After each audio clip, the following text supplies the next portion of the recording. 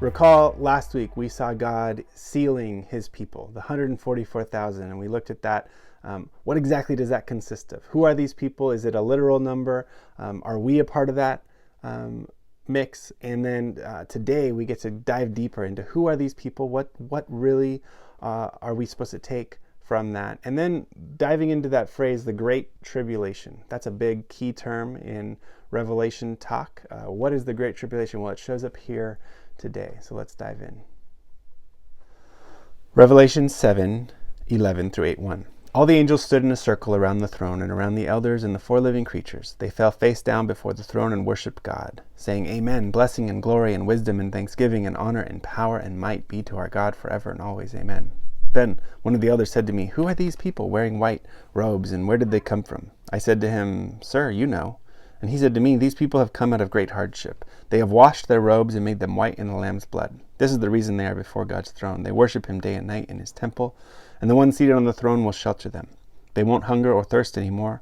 No sun or scorching heat will beat down on them, because the Lamb who is in the midst of the throne will shepherd them. He will lead them to the springs of life-giving water, and God will wipe away every tear from their eyes. Then, when the Lamb opened the seventh seal, there was silence in heaven for about half an hour. So we have this little interlude between the openings of the seals as this judgment of God is coming forth. And we're going to get to that right here. Just to jump ahead really quick, the silence. The 6 seals have been broken, and the 7th seal is broken, and there's silence, which there's a lot of great Old Testament images, even in that one. I'll put it in the show notes. But one in particular that really jumps out to me is from Habakkuk in verse 2. I think it's verse 20, but it says, the Lord is in his temple and the whole earth is silent. And it's this image of God is sitting on the throne about to unleash the judgment on the earth. And all that we can do is just sit in silence. Kind of this, it's an image of anticipating the judgment of God and maybe the awe of what God is about to do on the earth. It's this kind of climactic moment, and then we're going to see it just continues. But we're getting ahead of ourselves here. So the big question of this section is, who are these people? So we've seen this 144,000, which is a symbolic representation of all of God's people, of the great multitude. And we're getting a little more clarity on who these people are. In the midst of the judgment, God kind of stops in chapter 7 and says, let's first seal all of my people, because God is placing his name and his protection on his people. It doesn't mean that they completely escape the trial and suffering and tribulation that is to come, but it does mean that they've been sealed by God, and God has his hand on them. They are being protected in the midst of these trials. But that's kind of what I want to talk about. But the main thing that really jumps out at me is, so one, who are these people, and when is this supposed to have been happening? Because again, that is up to debate, actually. Some people see this as a very literal number. There's an actual number of 144,000, usually at the very end of time, that it's going to be saved after the church has already been taken away from the earth. I don't really think that's how the book of Revelation works, as we've kind of been talking about even last week with the connection with these two. So I'm going to lay out my kind of more understanding as I've been diving into this and into the commentaries lately, and then show how it kind of maybe lines up with this passage here.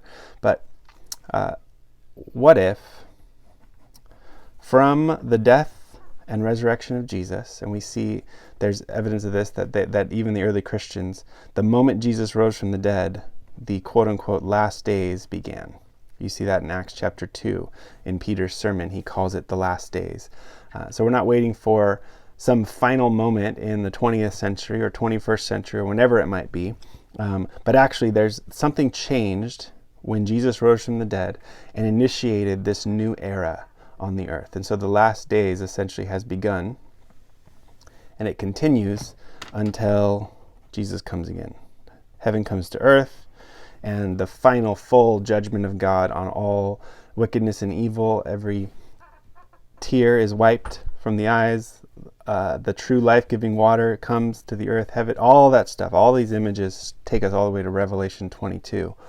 But we're living in this period right now between the resurrection and the second coming, And I would actually say more and more that we could actually call this entire period the quote-unquote Great Tribulation.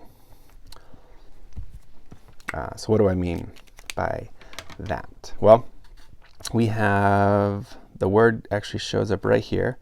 In this translation, it's great hardship, but it's the word Great Tribulation. That's where we get that whole term from. And there's a couple key connections here. One, I'm going to just take us back. It showed up in Revelation 1, verse 9. John introduces himself as the partner in the tribulation. So he's talking to the church saying, I am a part of this trial, this tribulation with you, the church. Throughout the church's letters in chapters 2 and 3, they're called to hold up and to remain faithful during this tribulation. And so part of the tribulation, I won't go too deep into all the Old Testament, New Testament backgrounds. I'll put some more in the show notes, but one of the key connections would be Daniel 12 that talks about the wicked king bringing tribulation against God's people. And so this great tribulation is a period of great unrest and suffering and persecution against God's people in particular in Daniel chapter 12. But what often happens in Scripture, you see this all throughout, is God turns what the enemies tried to do against God's people on its head, and it becomes actually a judgment against the enemies of God themselves. And so we are in this spiritual battle against the principalities and powers of the world. And while they are going to come against God's people and bring tribulation, God is going to turn that around for good and actually turn it into judgment against the enemies of God. And I think both of these things are happening simultaneously. So we even see here, John begins by saying, I'm a partner in the tribulation. But then in Revelation 2:22, he's talking about one of the enemies of God, this false prophet, and he says, I'm going to bring the great tribulation against her. And so both the people of God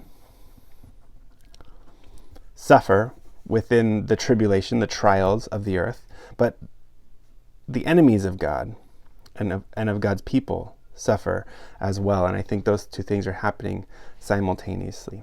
Throughout the New Testament, there's plenty of times where this exact word in Greek, tribulation, shows up, and most of the time it's used to talk about our current suffering, our current trial. I'll just put one more for good measure, but Romans 5:3.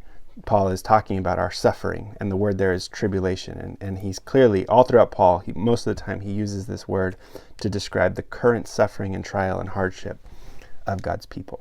And so what we're seeing in Revelation is a condensed, highly metaphorical, highly symbolic way of describing what is it like to live on the earth and pursue God. What is it like to have faith in God as we live on the earth? From the moment Jesus rose from the dead, something changed. We looked at that several weeks back where the actual song of the universe changed. I still really love that idea there, that now there's a new song being sung. That was back in, was it chapter 5?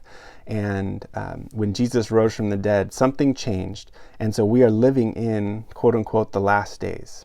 In between the cross and the second coming, there are still enemies, there are still sin and evil and violence and suffering, and we are called to remain faithful to Him. We are called to be washed by the Lamb's blood. This image of being dressed in white comes up throughout the prophets, throughout Revelation. It's this image of purity, of forgiveness, of holiness by the Lamb's blood. We are called to be shepherded by Jesus. We follow Him as Lord. We are forgiven and washed clean. We are following Him as our Lord, as our shepherd, as our guide throughout all of life. And the end, the hope, is that He's going to come with the life-giving water, wipe every tear from our eyes. And at the very last scene of Revelation, you have heaven coming to earth. And then this phrase comes up again. God actually does wipe away every tear. All that suffering will cease. We've been sealed by God, protected during this time of tribulation, but not taken away from the earth just yet. And as we're kind of standing in this tension, God is both bringing judgment against sin and evil and death, and rescuing His people and purifying us through these trials and tribulations.